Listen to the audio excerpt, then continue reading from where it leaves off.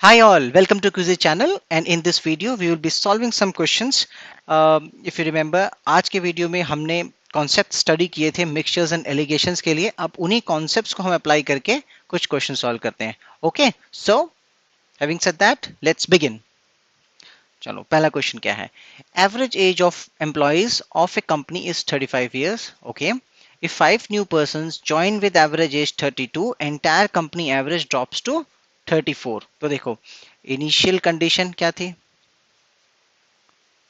How many employees we had initially ये पूछा है. तो एम्प्लॉय मान लो n थे और एवरेज क्या था पहले 35.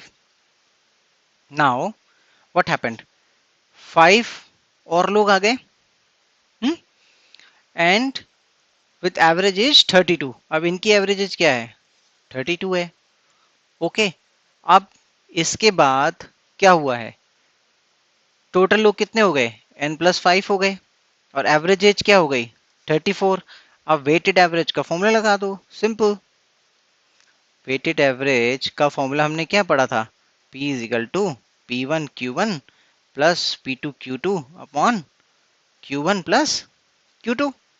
ठीक है, देखो तो आपका तो यहाँ आपका एवरेज है 35 और Q1 कितना है n प्लस P2 कितना हो गया 32 और Q2 कितना है 5 लोग हैं upon how many people we have n plus 5 total. और P हमारे पास एवरेज हमारे पास दिया ही हुई है कितना 34.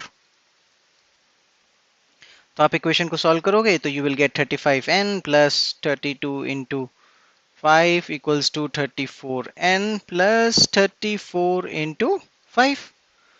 ठीक है, अब इसको इधर ले जाओ, इसको इधर ले जाओ, you will get n equals to 34 into 5 minus 32 into 5. 5 आप कॉमन ले लो, 34 minus 32 equals to 5 into 2 is equal to 10.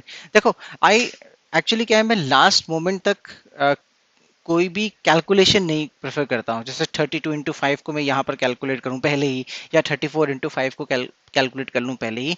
Because last moment तक लाने से ये फायदा होता है कि आपकी कैलकुलेशन इजीली आप सॉल्व कर पाते हैं. देखो यहाँ पर हमें 34 माइनस 32 करना पड़ा बस, फाइन. अगर हम पहले कैलकुलेट करने लग जाते तो इट अननेसेसरी, वो हमें थोड़ा और टाइम लगता. तो ये सब थोड़ा सा आप प्रैक्टिस से आपको आ जाएगा.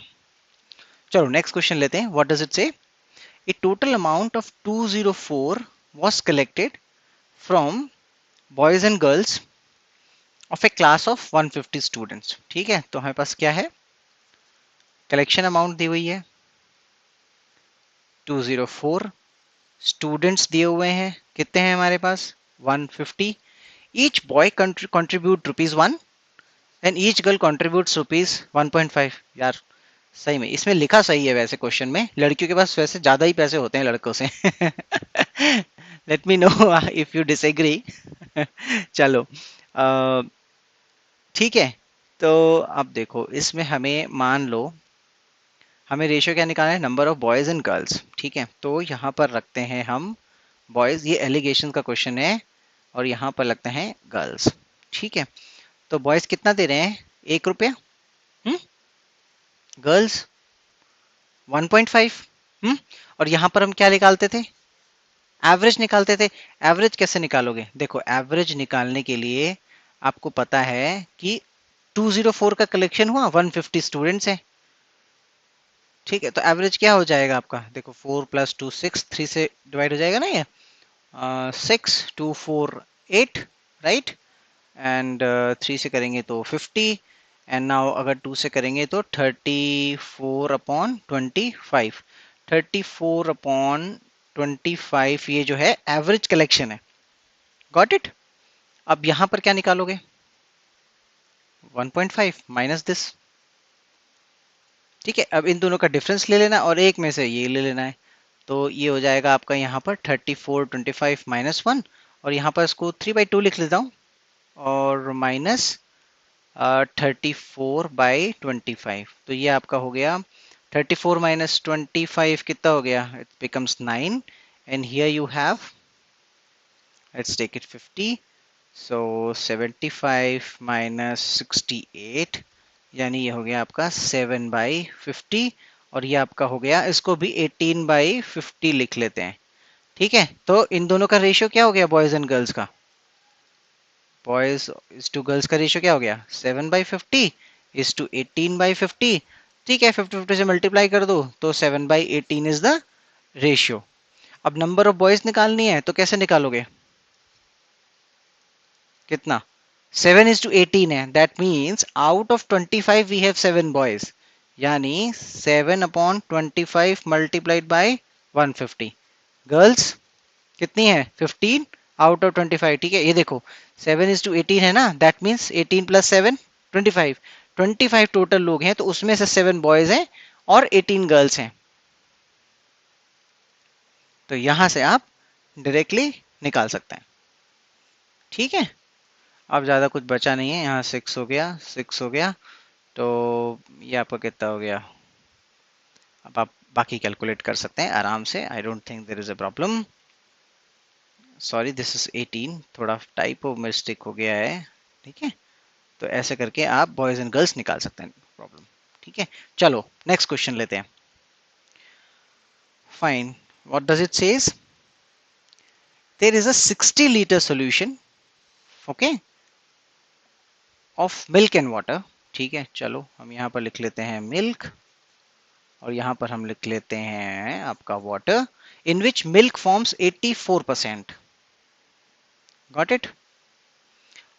How much water must be added to this solution to make it a solution in which milk forms 64%? ठीक है, अच्छा, तो इसको मिल्क ऐसे मत लिखो, सीधे वो हम सॉल्व करते हैं। जैसे अब मान लो ये सॉल्यूशन है आपका, जिसमें 84% आपका मिल्क है। यहां पर क्या होगा आपका? वाटर। वाटर में मिल्क परसेंटेज कितनी होती है? 0%। ठीक है, अब देखो एवरेज दिया हुआ है 64% इज द एवरेज। इन दोनों सॉल्यूशन को मिलाना है ना, 84% ये वाला सॉल्यूशन और वाटर को, जिसमें 0% मिल्क है, और सॉल्यूशन में मिल्क परसेंटेज कितनी होनी चाहिए? 64%। ठीक है, तो अब इसको आप एलिगेशन से निकाल लो। 84 माइनस 64 20%, और 64 माइनस ये तो 64%। तो सॉल्यूशन में सॉल्यूशन और वाटर का रेशियो आपको कितना लेना है? 64:20। फाइन, या आप इसको कितना ले सकते हो? इसको हम ये लिख सकते हैं 32:10, हम इसको लिख सकते हैं, और 16:5 का सॉल्यूशन लिख सकते हैं।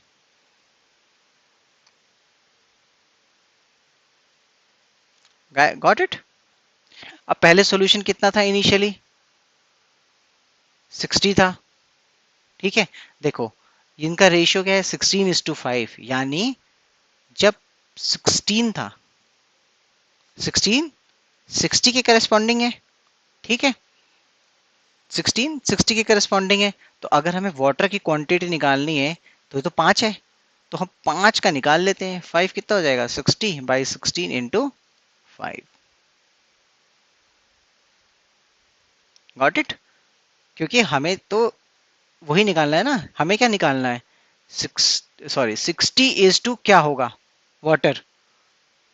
तो हम वही उसके करस्पॉन्डिंग हम यहाँ पर निकाल रहे हैं कि 16 की जगह 60 आ गया, तो 5 की जगह क्या आना चाहिए? तो ये आपका आ जाएगा कितना? 300/16, 150/8, 75/4। ठीक है, अब ऐसे करके आप निकाल सकते हो कि किसमें कितना वाटर वो मिलाना पड़ेगा हमें। ठीक है, 260 litre solution of the milk. Got it? समझ में आया? Still you have any doubt? Just write in the comment section, I will explain it again. Okay, चलो नेक्स्ट क्वेश्चन लेते हैं। Two vessels contain milk solutions with milk and water in the ratio of 2:11। देखो, in the first vessel, तो अगर हम vessel 1 की बात कर रहे हैं यहाँ पर, तो इसमें क्या है? 2:11 का रेशियो है। वेसल 2 में 5:9 का रेशियो है। क्वेश्चन क्या पूछा है? In what ratio they should be mixed to get milk and water in the ratio of 3:8। ठीक है, तो एवरेज कितना चाहिए हमें? 3:8। देखो ये थोड़ा सा कॉम्प्लिकेटेड क्वेश्चन है, बट इसमें एक ट्रिक है, ट्रिक भी नहीं मतलब एक इसमें कैच है। देखो इसमें वेसल का आपको वो दिया हुआ है रेशियो, तो इसमें अगर जैसे हमने लास्ट क्वेश्चन किया था कि मिल्क की कंसेंट्रेशन कैसे निकालोगे, तो इसमें मिल्क की कंसेंट्रेशन हो गई आपकी कितनी 2/13। ठीक है, यहां पर मिल्क की कंसेंट्रेशन कितनी हो गई 5/14। ओके, और यहां पर मिल्क की कंसेंट्रेशन कितनी हो जाएगी आपकी 3/11। फाइन,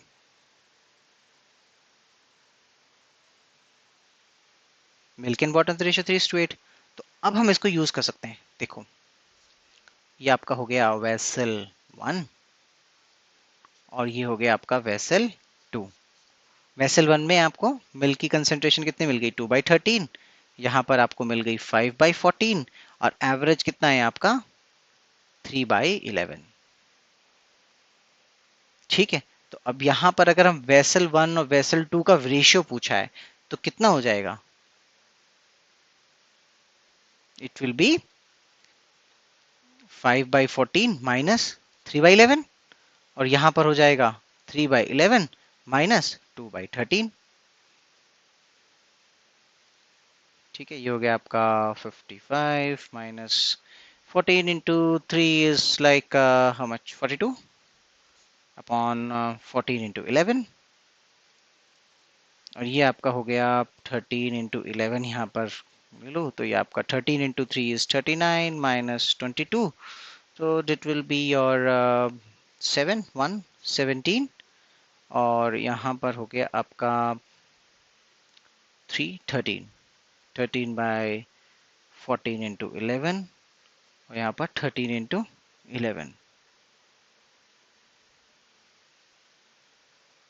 ठीक है, अब इसका रेशियो अगर आप निकालोगे तो आ जाएगा आपका 13, तो रेशियो क्या निकल के आएगा 14 into 11 is to 17 upon 13 into 11।